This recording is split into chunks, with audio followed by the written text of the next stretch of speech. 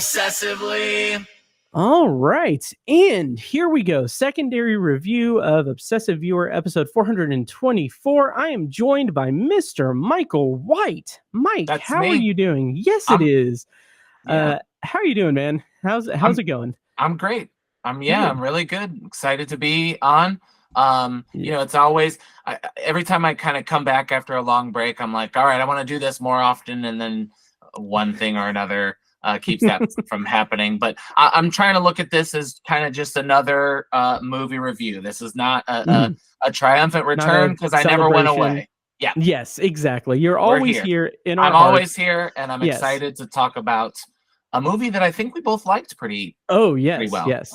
I should say you're always here in our hearts and in the theme song. So that's true. That's a good point.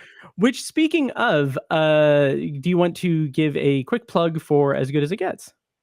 Yeah, so if you liked the theme music, or if you like the theme music to this show, I wrote it. That's me singing. And my partner, Dustin, we are a band called As Good As It Gets, and you can find us all over the internet. Spotify is probably the best place, but Apple Music, iTunes, Amazon, Google, everywhere you listen to music. And we just recently, in March, put out a song called Stay, Be Honest. That's just a kind of a standalone single.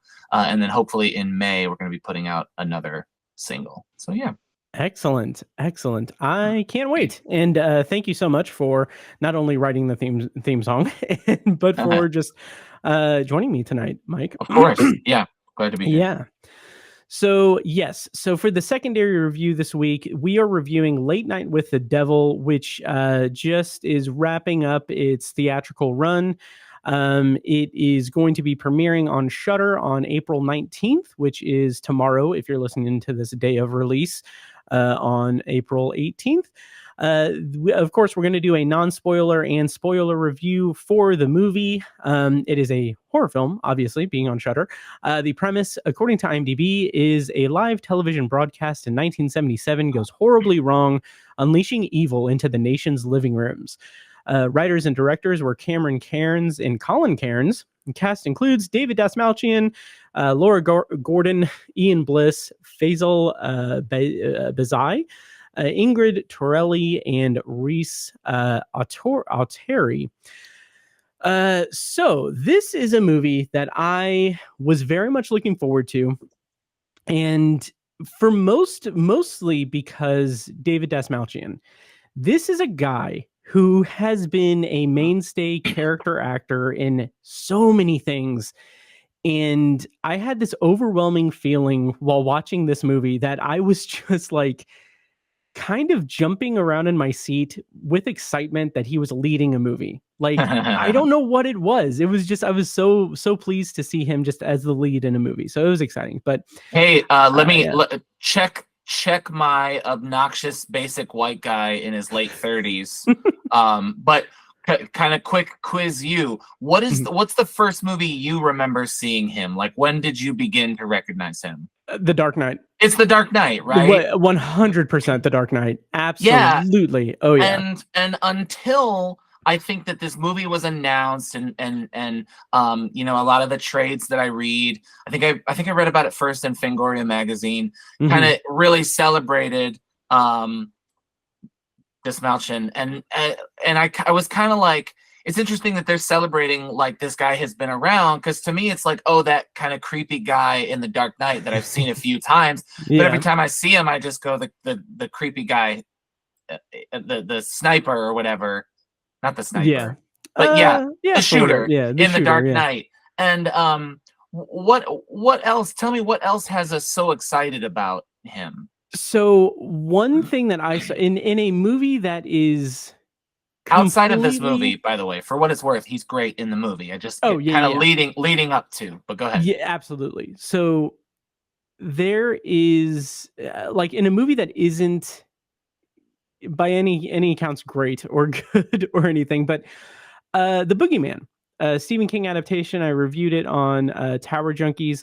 He is a character who makes a like one scene appearance, and it is yes, and like that character, former patient of yes, and like just like I think that might be, like, I've seen him in several other things, like the Suicide Squad, obviously. But is seeing him in that last year was just like, I think it was a combination of him being like the one character in the movie that had any connection to the short story. Gotcha. Yeah. I found that movie incredibly forgettable. Oh my god, yeah, 100%, 100%. But like he just elevated it from that, and obviously he's like comic relief in the Ant-Man movies. Right.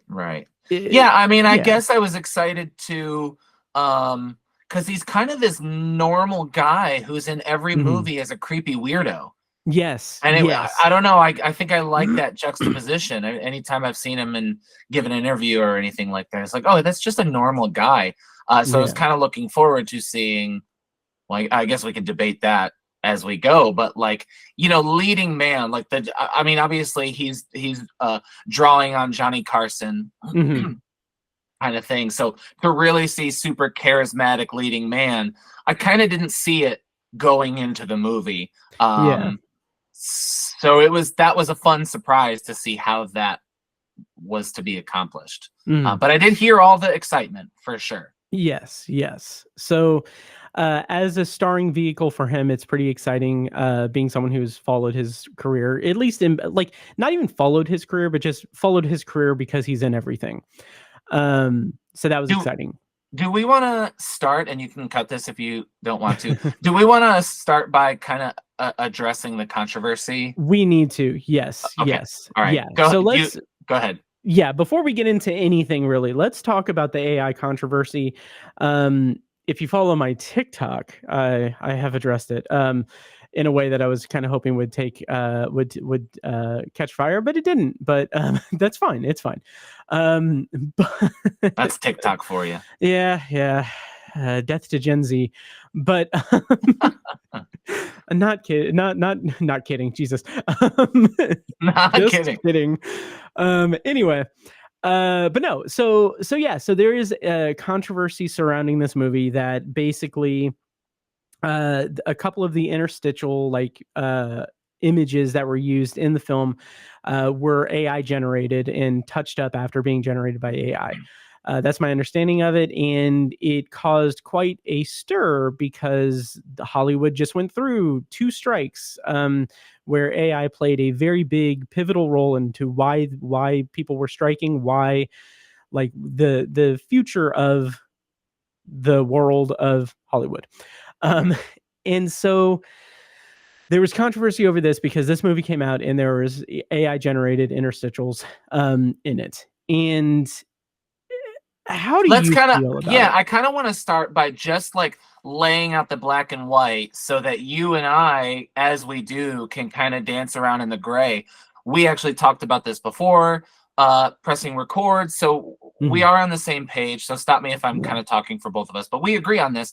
The facts are the rise of AI is a scary thing, and there's a future where it is taking jobs from people.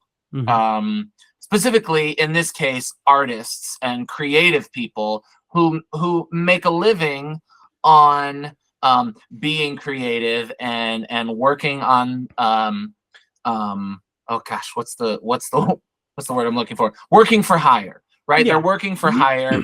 They're art teams, and there is like a scary future where artificial intelligence kind of removes the necessity for an art team. Okay, so there's 3 images in this movie that are like, when they cut to commercial, it displays the image on the screen, and I can see why people would be upset about those being AI, especially that this movie is released after a strike. Yes. Now, where I feel a little bit of friction with the people who heavily criticize the movie so much is in, well, a couple of things. This movie was made before the strike, and those images were created before the strike. Again, that doesn't absolve them from putting them in the movie. But I think before we knew the seriousness of it, everybody was kind of experimenting with what AI could do. I think in Yeah. 2021, I was playing with AI apps. So I Mhm. don't think, and I could be wrong. And if you're listening to this podcast and you want to comment on this, I would love to have a dialogue about it. But to me, there's a sense that the choice to use the AI images was a creative one from the filmmakers and not a cost-cutting measure. Right. That's my big delineation about it as well, is that it's not something that was done as a measure to take in, like, with any chance of taking a job away from someone. Right. It was done because this is a shoestring budget movie. It is a very small independent movie that they and like you said, it was before the strikes. It was like created before it became such a big hot button issue. And I said on my TikTok that I can't believe I'm someone who just who is now saying I I know. said in Said my it in my TikTok. TikTok. Yeah. Yeah. For what it's worth, I also posted it as an Instagram reel and YouTube short. But anyway, I had said that it's one thing if like Disney Yeah. outsourced, like took a Right. job away from someone to do this. But when someone is making something that is presumably a labor of love, where every single penny is used to its full extent, like there's a bit more leeway that I will give to them for that. I'll give them the leeway, and also in a world where kind of Disney rules everything, do we Yeah, really want to tear down another independent movie, right? What David exactly. Dastmalchian's like big starring role. This is like Yep. that's where we're gonna put our anger. I just think like you can be angry and it can Mhm. be a thing that you're worried about and it's worth striking about. Yeah. But I don't know that we need to cancel an independent movie. Yeah. Wait, are you implying that people on the internet took something and then became very aggressively angry without really taking into context the full Well, context of it? you and I are big letterboxed users, of course, as has been Yes. documented by this. Mhm. And I don't even know that they're review bombers because I Oh think they god. even talk about like liking the movie, but they just hate it. But Mhm. the review section of this movie on Letterboxd, the top reviews now, the most popular Uh, reviews are about this, and um, I don't know. I'm curious to see where the intersection of angry people on the internet and horror movie fans are going to meet here, because this movie's right. not going to be a huge movie. It's going to be Yeah. fairly niche, Mhm. maybe some crossover, but limited run in theaters, and it's going to Shudder. I mean, Mhm. some film buffs might hear about it. Horror people all know about it. How what's the intersection there Yeah. where angry internet people meet? Yes, and Brent in the chat said Dave Dastmalchian should have hand drawn the skeletons himself, and I agree.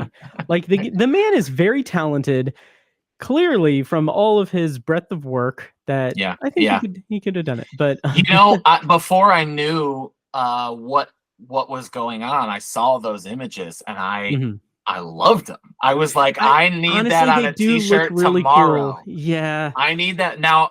I will not buy it on a t-shirt. sure, I sure. will not buy any of those on a t-shirt. But um I thought they were cool. I'm Yeah, sorry. I'm sorry. they did look cool, but yeah. But anyway, that's our take on the AI controversy of Late Night with the Devil. Um, do you want to talk about the movie? Let's talk about the movie, because this movie is All definitely right. worth talking about. Absolutely, absolutely. So I'm gonna kind of just spoil my rating a little bit here to give context to how excited I am to talk about this movie. And what I mean by that is that I have a list on Letterboxd that's um, every first viewing in 2024 that I rate 4 stars or higher. And this was the first, and granted, I haven't watched as many movies recently, but this was the first movie that I've rated 4 stars since I saw like one of the Zatoichi movies in the middle of March. And we're in the like beginning to middle of April. And I'm just so excited that I got to add this to that list. Yeah. So that's cool. Yeah, so of course we're going to do a non-spoiler review before we go into a spoiler review. Yeah, this movie is fantastic. It is fantastic. It's great in terms of that 70s aesthetic and having a unique vision for the found footage with an asterisk. The way that it kind of cuts between the commercial breaks footage and the actual broadcast footage is really clever and interesting. And it makes the pacing really well. So really, really good. So I loved it. What did you think, Mike? I'm going to come back off of that just a little bit, only because I wonder if my excitement was maybe too high for it. Interesting. I mean, it's set on Halloween, so of course I love that. Reading about this thing in Fangoria 2 years ago, I've been super excited about it. And a little Mike White lore, as legend has it in my family, when I was like 2 or 3, I went through a period of like refusing to go to sleep, which is not all that uncommon for 2 to 3-year-olds. But my parents kind of like didn't know how to handle it. So their solution was just to say, there is nothing going on down here. We're going to bed. You can stay up if you want. And the joke is they put me in front of the TV and I turned on Johnny Carson, and I've never missed an episode of The Tonight Show since. Oh, really? No, I mean, I stopped watching The Tonight Show in high school, but okay, I definitely, it's no exaggeration to say as a toddler, I watched Johnny Carson. Nice. Oh my God, that's awesome. I know, isn't that weird? Yeah. So I have such an admiration for like the inspiration for this movie. Kind of, but I will echo all the things that you liked about it. I liked about it as well. Setting it in 1977 is interesting to me because it is about the devil and Satanism, and it hints at satanic panic, which really kind of took America by the stranglehold in the 80s. But 1977, The Omen would have come out in 76. So like, you get Rosemary's Baby in 68 and The Exorcist in 73. And so it's like, it's starting to build. So this would have been like early satanic panic where, like if you would have put this in the 80s, the network would not have let him do an exorcism on TV because of the satanic panic. But like you hit it before and they're allowed to do it. I love when a movie attempts to make the film stock look like it's from the 70s.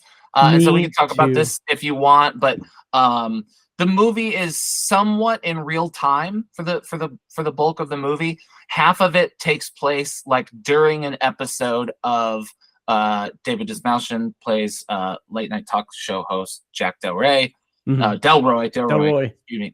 And it's a whole episode of that, and then when he's off stage, it's in black and white. Kind of looks a little more modern looking, actually. It does. The aspect ratio changes too. It does. Yes. Yes. It's letterboxed on the show, isn't it? 4:3. Yep. So I love that. I love that effort. I love that attention to detail. The whole movie from front to back has that attention to detail, which I think you're forced to appreciate. All that said, like horror movies they're kind of notorious for like they're so built on their premise that horror movies are often less concerned with coming to a resolution. And this one goes from like the beginning to act 3 to the end. It's a slow, I wouldn't call it a slow burn because I was interested in everything that happened, but it was a build, and then it gets pretty wacky at the ending. Yeah, it gets a little bit I don't want to say ambiguous, but it gets I was going to say ambiguous. Oh yeah. Well, I'm thinking there's like maybe a word that's better suited to it. It becomes more of a surreal. surreal. Yeah, surreal kind of ending. And like, and I get what you're saying. Like, I was invested in the build up toward that. I feel like one of the things that didn't necessarily, I wouldn't say didn't work for me with the ending, but like something that kind of gave me a little bit of pause was that everything leading up to that, all of the interstitials in between the scenes, all of the like real time late night talk show stuff, that built up such a strong sense of immersion for me that I Yes. felt so invested in it. And then when it Yes. goes into this whole like other thing, which is something that's not wholly unexpected, because you expect, obviously you expect a horror movie like this to go big at the end. Like it's building toward that. But I just feel like it it fractured off into another avenue that I wasn't fully expecting. Yes. And Yes. yeah, and it's not even so much that I wasn't necessarily expecting it, but it was like it wasn't guiding me toward that um as closely as it was with immersing me in the talk show vibe of the movie. Right. So like it kind of made me feel like Yeah. I had to catch up a little bit. That's that's so good. I wrote down when you said unexpected. Mhm. And you're right. It's a horror movie. There's an exorcism and it's the devil, and it does get a little surreal. It gets a little dreamy. That was kind of where it's interesting, where the movie kind of explodes into this surrealist nightmare at the end, in this kind of bigger climax. Um, that becomes the more predictable thing, and everything else felt so unpredictable. Yes. Right, everything else, you talk about the immersion of it, and the 4:3 ratio. Mhm. I really did feel like I wanted to search for this show on the internet. Like I wanted to Yes. watch the Mhm. Night Owls with Jack Delroy, because I was so into what this was, and the idea that he was fighting Johnny Carson all along for the Yes. ratings, that I, I'm like you. I think we're on the same page. I don't want to Mhm. say disappointment, because I think the ending is what it is, and I think Yeah. it's a predictable ending. I think it's the ending you kind of expect, but it Mhm. became a surrealist horror movie in the last 15 minutes, where I really Yes. loved the episode of television. Right.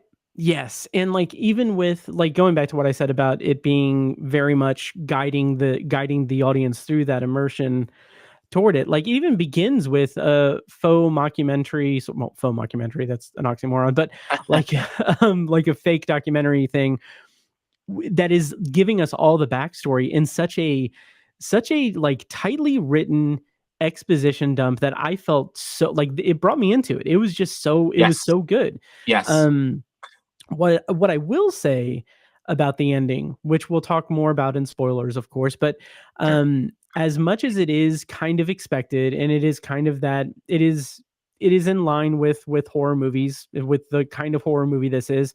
Something I did appreciate was that it didn't go the route that I expected it to with that, because I didn't read about this movie in Fangoria.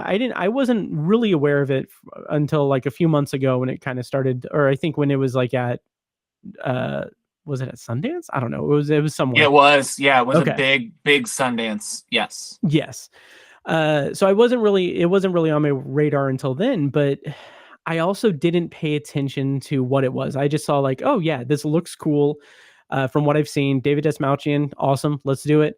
Um, I assumed that this movie was going to just be like, oh, it's a late night host who has a guest who's possessed by the devil, and it's going to turn into an exorcism movie. It's going to turn into like the power of right, Christ compels you thing. right.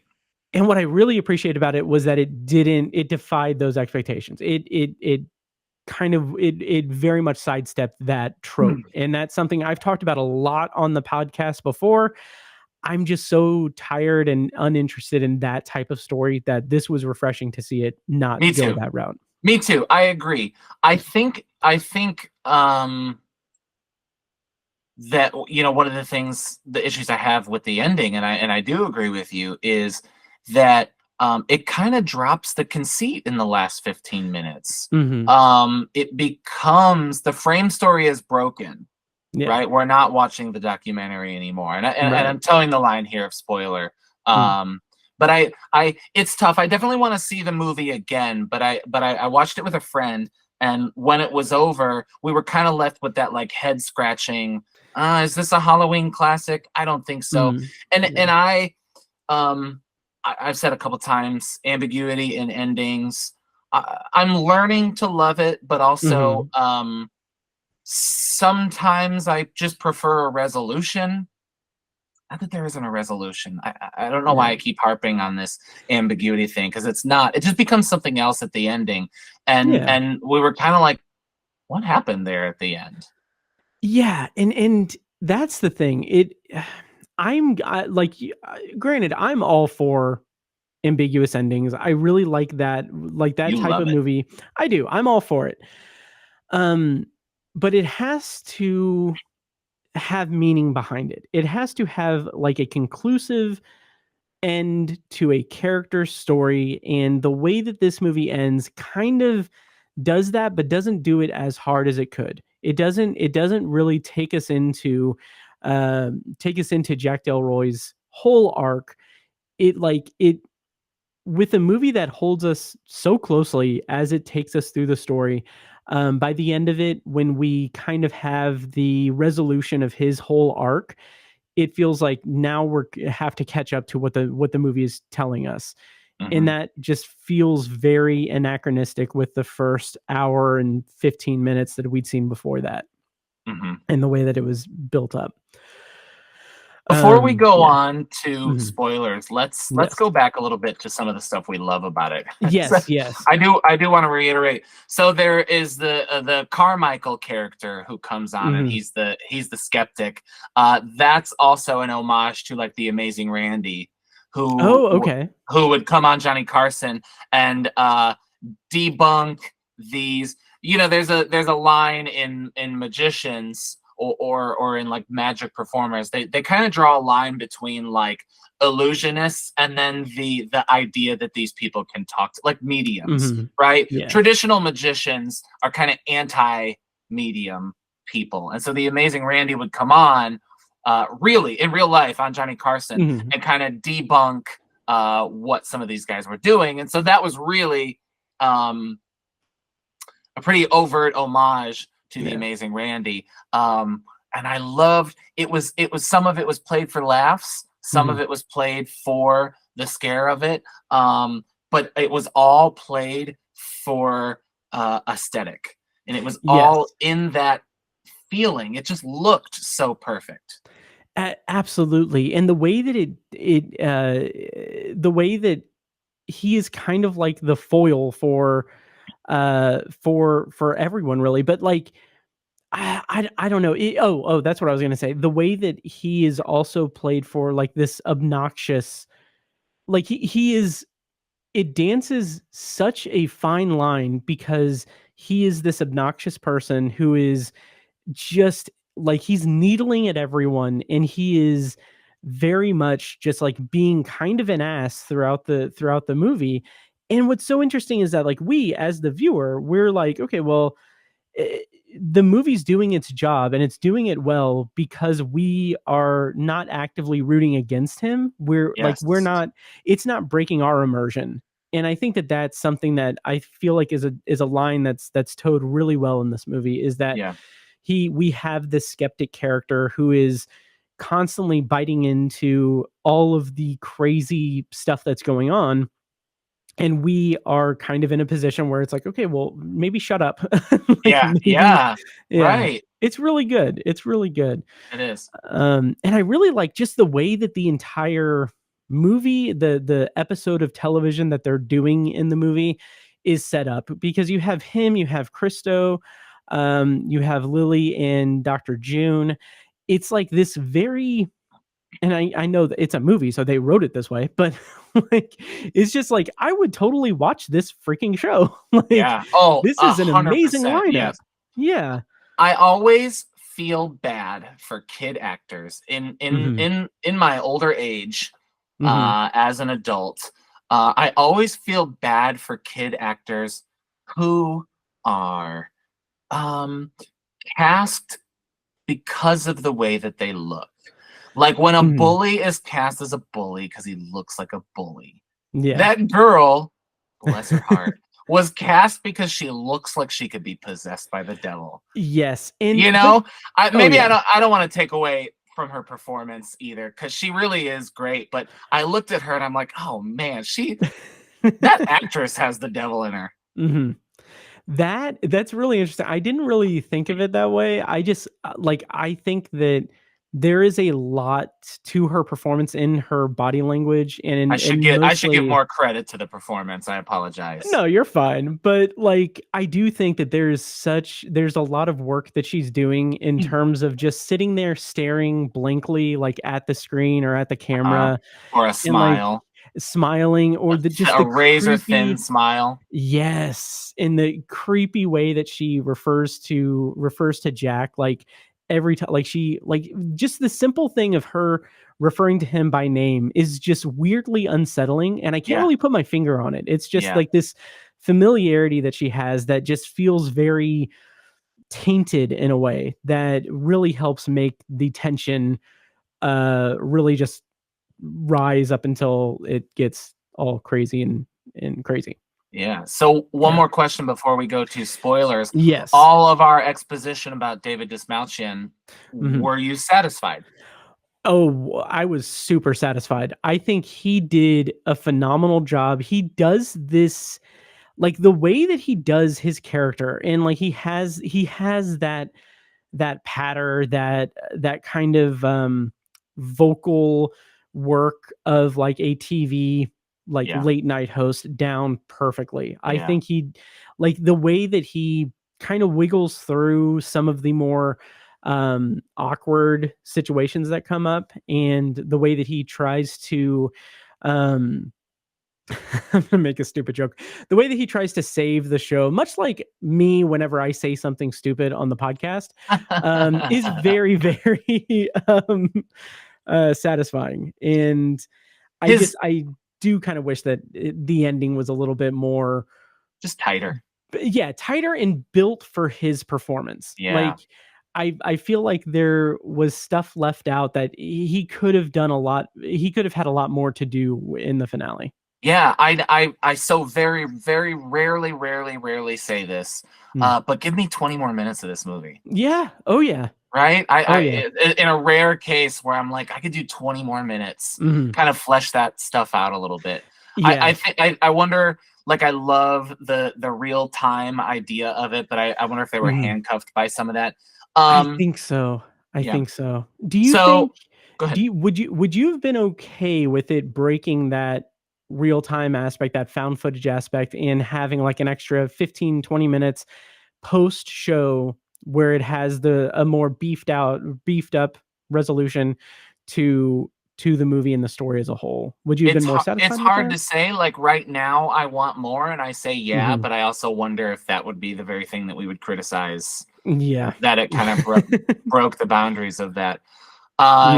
Just real quick about Dastmalchian, I wonder who he studied, because there's an element of Conan O'Brien, I think, to his performance, to his walk, but then there's moments, I can tell you for sure he did not study Jay Leno. I hate Jay Leno.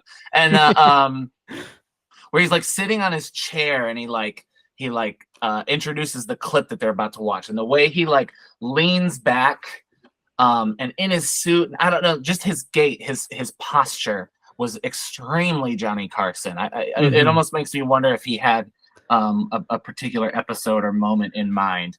That would be so interesting. I would love to see him talk about that and see what his influence is, because I could absolutely see it being, if not 100% Johnny Carson, it at least 90%. And I think that would really fit really well with the character, because that's obviously he's in Johnny Carson's shadow. He's someone who is working as someone who is just constantly behind.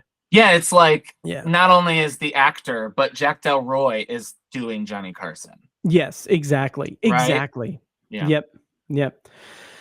Okay, should we go into spoilers Let's spoiler for it up. Let's Late spoiler Night it with up. the Devil? Awesome. Let's do it. So we are going to be going into spoilers for Late Night with the Devil. So if you haven't seen it and you want to steer clear of spoilers, please pause it and watch the movie and come back. Or if you're in the live, in the live, we have four viewers. Awesome. So, but if you're in the live stream, and you don't want to be spoiled, now's the time to leave. So we're gonna go ahead and go into spoilers for Late Night with the Devil. To bring us into that, I'm gonna play a clip from the trailer. When we come back, we're gonna be spoiling the movie. We all know how important it is to keep our sponsors and affiliates happy, but in my humble opinion, there is only one person who really matters in this whole darn crazy business. And that is you, our viewer. You're meddling with things you don't understand. Whoa! Now, as you know, here on Night Owls, we think it's very important to keep an open mind. Please welcome Dr. June Ross Mitchell and Lilly, the young subject of the book, Conversations with the Devil. Okay, so spoilers on for Late Night with the Devil. Once again, this movie is going to be streaming on Shudder on April 19th after a theatrical run. So let's go into spoilers for this movie. Mike, first, do you want to just briefly touch on, since we didn't really talk about this in non-spoilers, the different segments, like Christou's whole thing at the beginning, and then the escalation from that to the actual I don't want to say exorcism. It's the communication with the possessee or the devil or whatever it is you want to call it. Yeah. So I'll even go back a step earlier if you don't mind. I'm sorry to kind of railroad where you were going with it. No, not at all. It's tough to talk non-spoilers, even though the exposition, the setup, the frame story of the documentary we're watching is that Jack Delroy is a suspected member of this. They're called the Grove, and we would call it a cult, but it's like this elite social society club kind of thing. So it really sets up this idea that he is well connected and kind of like this in an insidious kind of way, connected in nefarious ways, kind of like people. It's like Illuminati is the thing people like conspiracy theorists like to talk about. So the Late Night with the Devil is it's not just this episode. I think the movie pretty early on is asking us to wonder, like, at what cost is he trying to get these ratings, right? Like, I'll just put it in plain English. Has he made a deal with the devil? I think is the question you're asking pretty straight away. Oh, absolutely. And like, that's the thing too. Like you said, we would call it Illuminati or Swifties, but it's a cult. But yeah, that is an overall satisfying outcome in that it basically presents this, like, the reveal at the end that his wife died because he made the deal to get better ratings and to be a success. That's compelling and interesting. That's a good resolution. I just don't like that it just is thrown. It is thrown into the movie so quickly and doesn't really give us a lot of time to really breathe with that. Give me 20 more minutes. So the episode begins, and this is like his last ditch effort it's sweeps week. In October. I mean, sweeps when we were younger was November, but whatever. November and I think February was. February. That's right. Yeah. Did that ping for you when he was like sweeps week? And I was like, well, I don't know. Maybe it was different in the 70s. No, it really didn't. But like, kind of in retrospect, it kind of it makes me think. It makes me a little bit wistful for old time TV. Yeah. Like, because. No, like TV. Like, from the 1900s. Exactly, because now that just doesn't exist anymore. It's wild to think about. Forgive the tangent, listeners, but I've been listening to Pod Meets World, the Boy Meets World podcast, and I just love it. And they talk a lot about like 4-quadrant television. and like television for the whole so 4-quadrant is like young, old, male, female, and where to whom is your show directed. And you know, in the 1900s, a show like Boy Meets World, the idea was the whole family ate their McDonald's or pizza or whatever on Friday night, and everybody watched it, right? Parents and children alike. And now everything is so niche. There's kids TV and there's adult TV, and it's like never the twain shall meet anymore. Yeah. And yeah, I miss that. I miss that. Like, there's no shows we watch together as a family. Yeah, appointment television, like family television. Like I can't. Like it's. I do miss it, but it's funny you bring up Pod Meets World, and this is a tangent and everything. But like, we'll bring it back, listeners. I apologize. We will. I'm on a pitch count here. Yes. So like, so in my head, I've been saying this over and over again in my head, because like this year, and this is why this movie kind of resonates with me a little bit, but like this year specifically, since like November, I have been making a very, very concentrated effort to put out more podcast episodes of Obsessive Viewer, to track the stats of it, to do more new, interesting things with it, like the live stream, like the TikTok stuff and everything. Like I'm doing more to just try to like get the word out on it and everything. But the thing that I keep thinking about is like, what would I have done differently at the beginning of my podcast journey? No, to do this, Matt. Oh, jeez. Well, here's the thing. I think that the big pivotal mistake that I made was that in my 20s, I wasn't the star of a sitcom that I could then capitalize on and make a podcast about in my 30s and late 30s at that. That's right. Yeah. So that was the big failing. I wasted my 20s not being on a television show that I could, and then this is such a dig, but like, so that I could just half-ass a watch along podcast and then get a lot of money for it. But anyway, that's not pointed to Pod Meets World, by the way. I've not listened to Pod Meets World at all. That's just fine. I love Pod Meets World. Blanket statement. So at the beginning of the episode of Night Owls, so the idea is this is like his Hail Mary, like his last contract with the broadcasting company, and it's his last sweeps week, and they have decided to put a real exorcism, live TV, late night. And so the first segment, you go ahead. Oh, yes. So the first segment brings out a medium named Christou. It's also worth mentioning that this is his, I think, is this his first, is this Jack Delroy's first episode back after his wife died? I can't remember. Gosh, because I feel like, know. I feel like there was a little bit of a montage that showed like his, him coming back. Yes. So it might have been. I think it is his first episode back. Okay, I think I think you're right that it is like his first sweeps yes. Week. But that first one has a medium who is doing the medium things, and doing that whole like, oh, I'm getting a Peterman thing in the audience, and like, I really like that because that is bringing us into a familiar kind of territory, familiar for us. That's like, this is easily kind of scrutinized setup.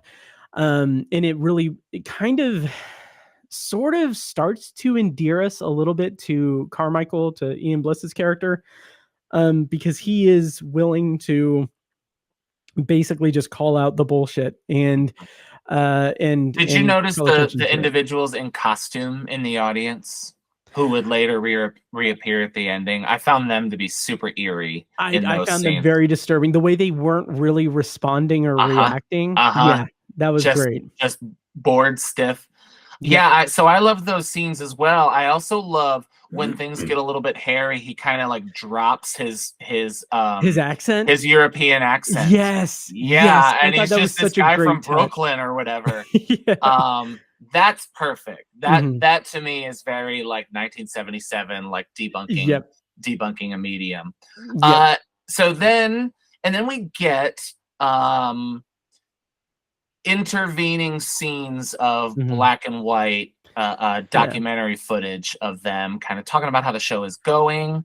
Mhm. The next guest is Carmichael, right? He kind of sits Mhm. down. Is that a guest?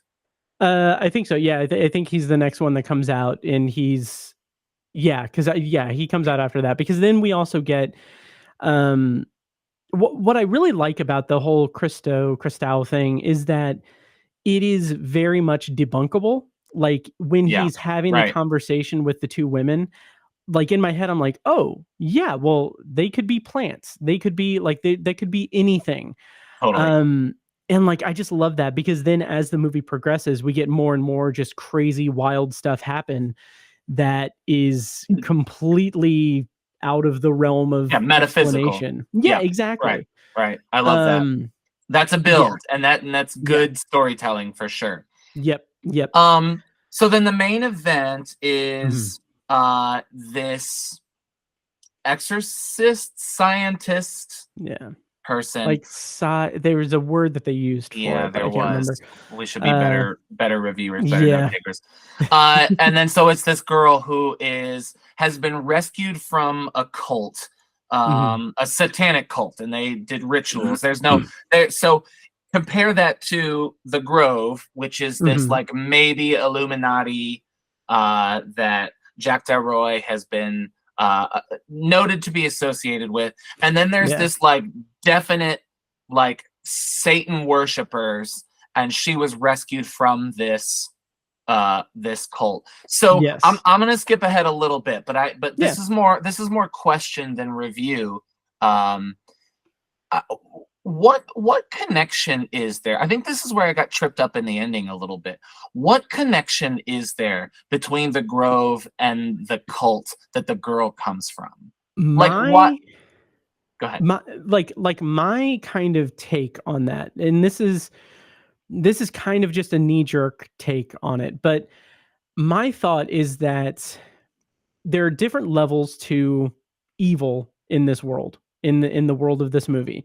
Yeah. There is the outright just like completely visible, crazy cults of the satanic cult that's doing things, and that they're taken down by the government and everything, and they're rescuing people and stuff. Right, that cult is raided by the FBI. Exactly. And broken up. Yes. Yes. And then you have the Grove, which is a semi-public one, but very private in and of itself. So it's people have an awareness of it, but they don't know what the ins and outs of it is. Right. So I think that the movie is kind of demonstrating that it's like putting these two different groups up to where like people know the extent of the horror that's facing the satanic cult that Lilly was rescued from, but no one knows for sure what happens at the Grove. And like that's even kind of demonstrated with when Carmichael is like, hey, I can you get me into this? I've heard some really cool stuff about some orgies and stuff. I think I'd be really good at that. But yeah, so I think that's a great connection. Yeah. I think that makes a lot of sense. And I like that that reading of it a lot. But how are they is it just chance? Is it just circumstance that she ended up on this show? Or is it like the devil just worked his way to cash his check that Jack Delroy wrote? That is such a good question, because that's where I kind of fall apart a little bit in my reading of it. Like me too, and that makes me feel better. Because like during that whole segment toward the end where she noticed it, like she recognized, or the demon recognizes Jack and says like, yeah, I met you in the woods. Like, right. And like, I was hoping that there would be a little bit more clarity. And like the only clarity we get is at the end when we see basically that like metaphysical sort of like ambiguous kind of presentation to us where like we're told directly, but it's very weird that like, yeah, he made a deal with the devil and he wanted to get ratings. The sacrifice was his wife. He didn't intend it to be her. That feels overt to me, right? Yeah. Like that feels clear. Yeah. And then it ends with him killing Lilly, and that's it. Like it just feels like it feels like there's like a piece missing to make it more clear. Like it seems very. Me too. For a while, I wondered if he was like trapped in this late night purgatory or this late night hell. I don't know, but yeah, it's like much like the people in our chat right now. Shout out to Moo and Snitchies. What are the cats' names? Luna and Momo. Luna and Momo. Yeah, which, by the way, Paige said in response to earlier, she said, as a resident Swiftie, yeah, you're not wrong. So yeah. You know, I'm a sometimes Swiftie. I'll say I'm a student of the Taylor Swift rise to fame. I'm definitely super interested. I did see the Eras Tour movie in theaters. And that was a blast. Anyway, whatever. Anyway. Speaking of the devil, so he made this deal with the devil with it at the Grove. I think we can assume that, right? Or pretty strongly infer that his sacrificed his wife for that. And unintentionally, because right, okay. Yeah. And he didn't intend for her to be sacrificed. I think he didn't know in what way the devil would cash that check. Exactly. Right. Exactly. Yeah. So then that cult, the satanic cult, was able to bring the devil or a demon back into the body of Lilly. And then what? How did it work its way? That's I think that's where I have to like. This is a criticism I use a lot. Like I have to do some of the work for the movie. Yeah, I have to like do the movie favors to because that demon knows Jack Delroy. As someone who has referred to himself as being on TikTok a lot. To borrow a phrase from the TikTok generation, the math ain't mathin'. The math ain't mathin'. Yeah. And like it is very confusing because I understand that they need to conceal that he made a deal. Like they need to conceal that from the audience. Yeah. To have it be that big kind of reveal at the end. But in doing that, they also kind of confuse my dumbass with it when they have like the vision of Madeline on the like right behind him when they're running back the footage, and that's when it goes like full on into just weird surreal sort of purgatory hallucinating sort of like landscape or dreamscape. And like in theory I really like that. I like the idea of that. I just wish that it was executed a lot like clearer. Me too, and I like the surreal because the movie sets up the surreal for us in the debunking scene. So there's a scene kind of toward the tail end of Act 2 where Carmichael, the skeptic, it like hypnotizes the audience, but in a really cool way hypnotizes us, the viewers watching the movie called Late Night with the Devil. Yes. Right. And we see something that doesn't happen. The hypnotism works on us. So it's definitely establishing like all that we see may not be real or what we think we're seeing might be something else. And that is great. That is 100%. Beautiful ambiguity. That's surreal to the max. And I love that. When it gets to that and we get like the worm stuff, the gore of that, like this is going to be kind of just like cheeky or whatever. It's like, I don't care that they used AI for the interstitials because they put their money where it needed to go. Yes, exactly. Practical effects. Yeah, that's right. It looked so freaking cool. It did. It did. Yeah.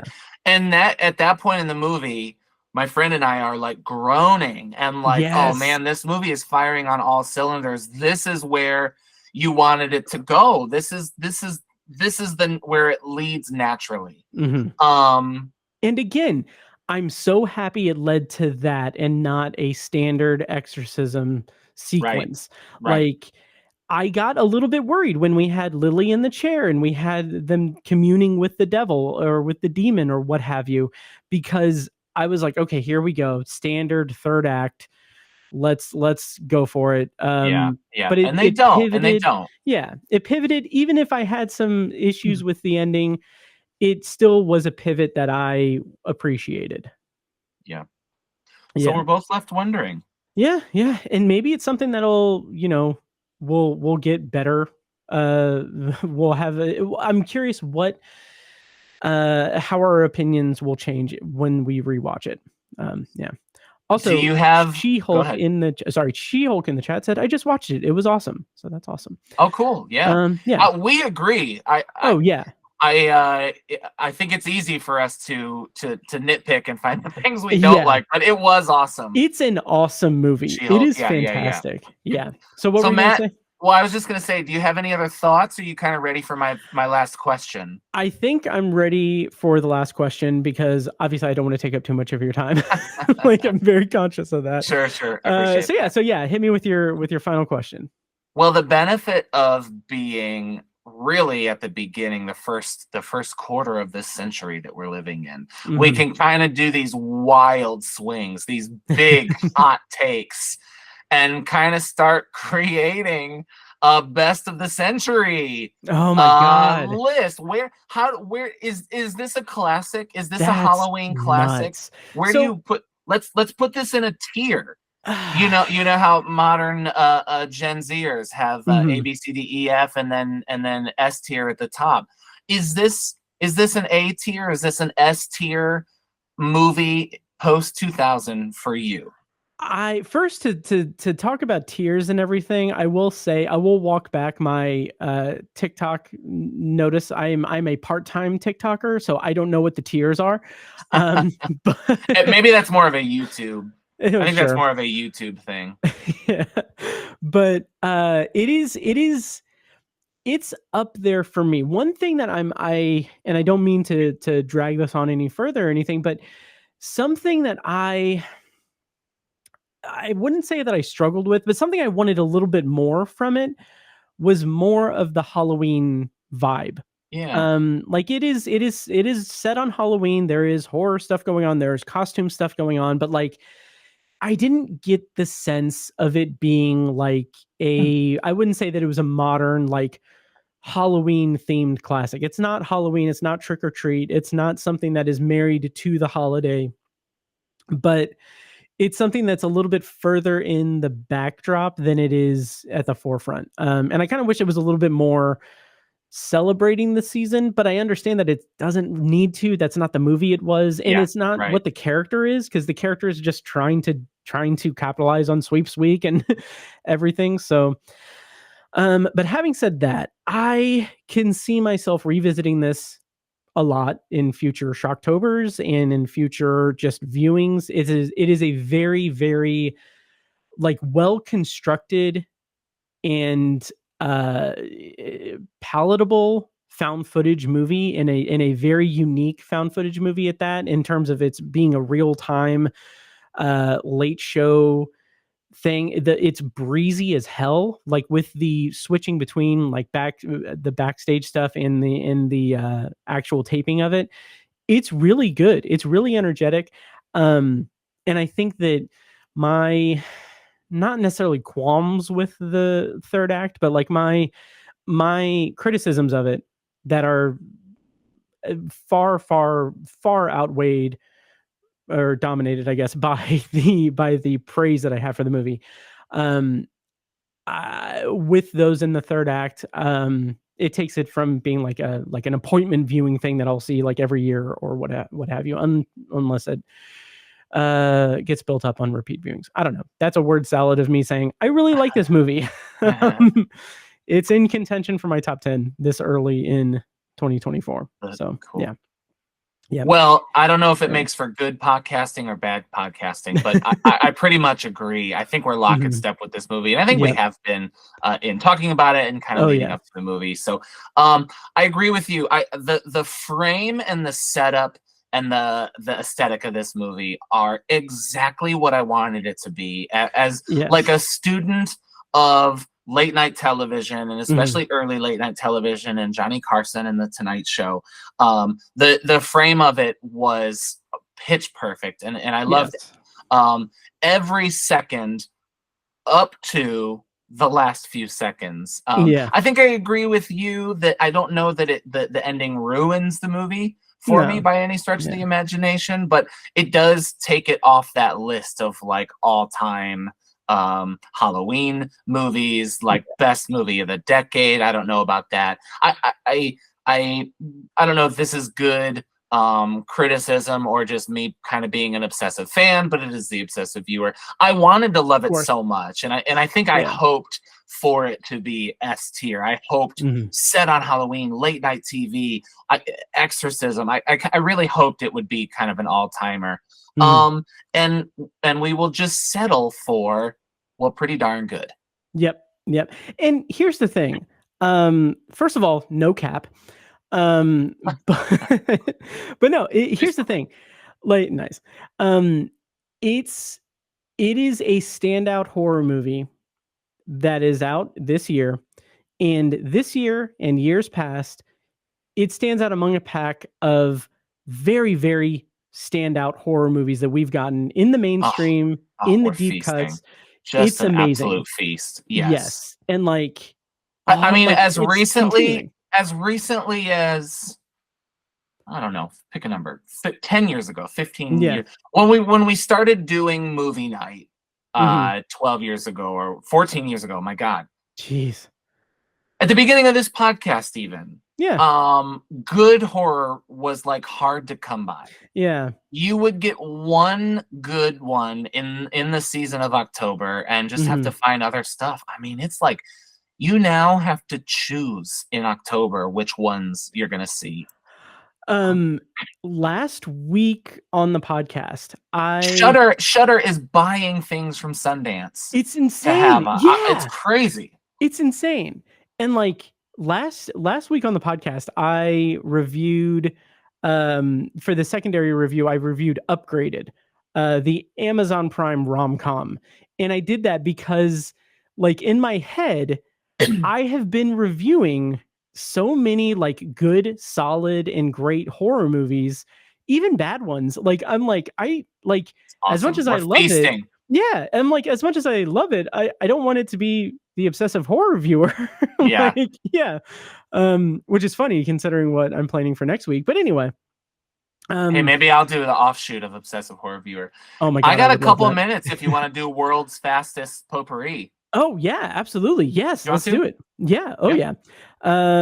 Yeah. And Paige said horror fans are definitely be something. It's in the way. Sorry.